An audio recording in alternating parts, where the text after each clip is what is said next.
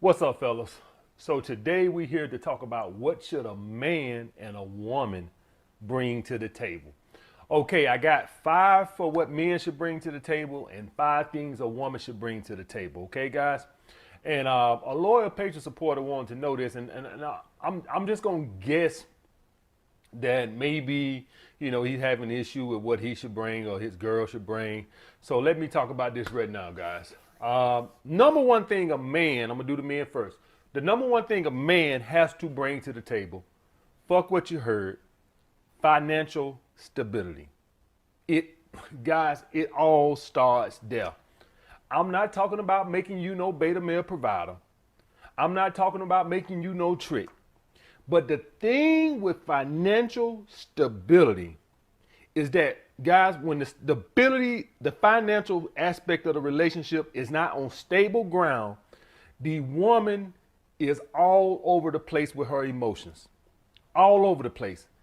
It cannot, first of all, let's just be real. Fuck what you heard. A lot of men's confidence, let's just be real. Let's just cut the bullshit. A lot of men's confidence comes from their financial situation. Can we all agree to that? Now, this is not about being a baller or making 10 figures a year, none of that. It's just a man's ability to have a job.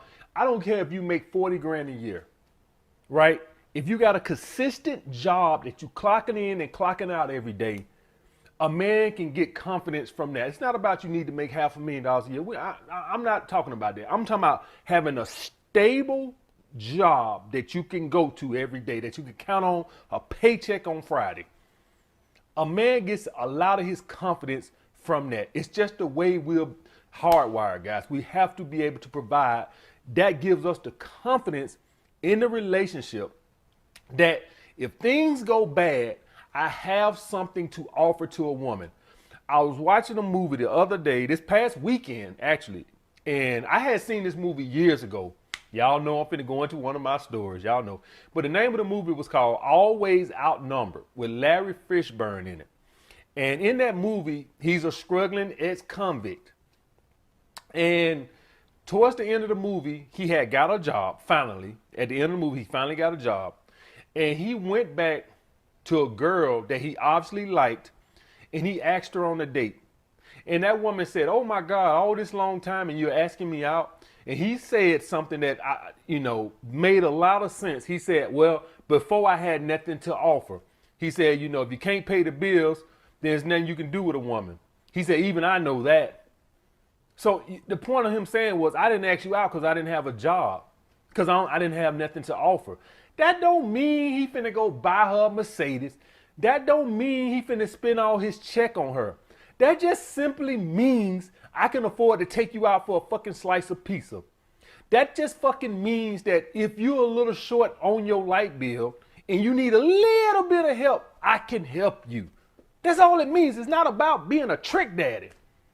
We got all these bitch ass dating coaches on YouTube who just, it's the charisma. I actually hate them sons of bitches more than I hate the guys who was, talking about all the looks and stuff like that. Yes, charisma is important, but are we just gonna keep it a buck, or are we just gonna be fake motherfuckers up here? You know goddamn well you need a goddamn job to get a goddamn woman. Now, would a sun shine on a dog's ass every now and then? Can you every now and then go out there and get a woman who really doesn't care about your financial situation? Absolutely, I've done it. But you want to count on that every fucking time? You have to have financial stability to keep the woman's emotions in check. It's no other way. You have to bring that. And when I'm talking about stability, I mean just that. I didn't say financial success. And this is what I mean. Let's say you're a freelance photographer, right? And one year you make 200 grand. The next year that's a little, okay, let's stick with that. One year you make 200 grand. And for the next 2 years, you make 20 grand. And then the following year you make 25 grand. That's not stability. That's instability.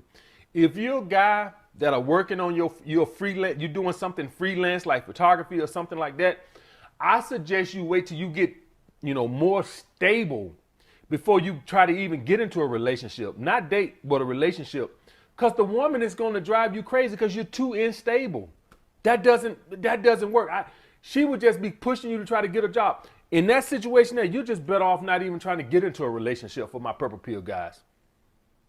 Because she's going to want some stability. That's not enough stability for her. The guy who makes 50 grand every year, although he's not rich, he's stable.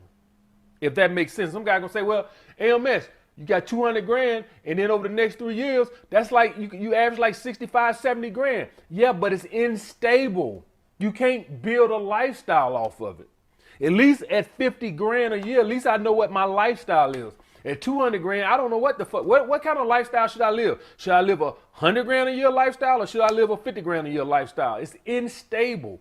It doesn't work. Your emotions the woman's emotions going to be all over the fucking place. So you need financial stability. I'm just talking about stability. I'm not even talking about the guys who don't, work or unemployed all the time. That's even worse. So a guy has to bring financial stability to the table, guys. That's number one. The next thing a guy has to bring to the table is emotional stability. And what I mean by that, guys, if any of y'all guys be in a relationship, y'all guys know women get frazzled by the simplest little bullshit. They have a flat tire. They radiator leaks. They lose their fucking mind. They're all over the place. You have to be the calming waters to take a deep breath. Everything's going to be okay. Any little thing frazzles women.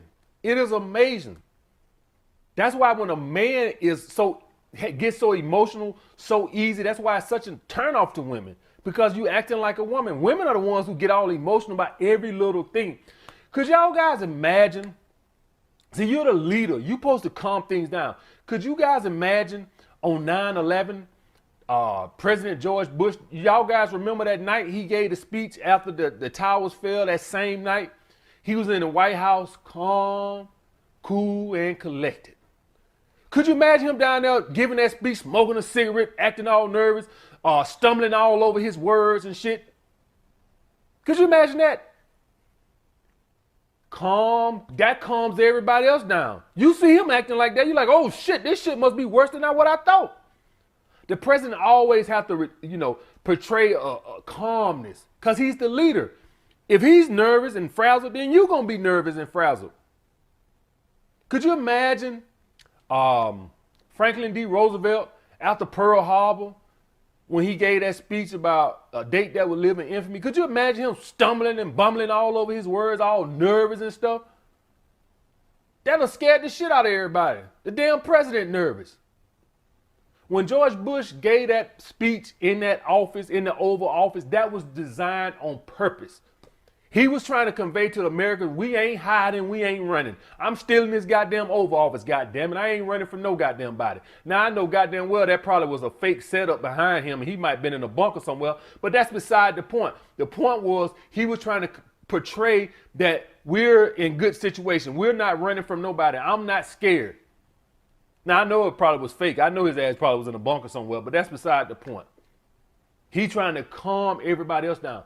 That's what you have to do with your woman. If something happens bad and you get all frazzled as worse as her, that doesn't work.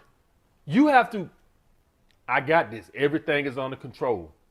That calms the woman down. Next, number 3, something I've been trying to talk to you guys about for a long time. Guys, you have to bring protection to the table. You have to. There are assholes in this world, unfortunately. There are assholes.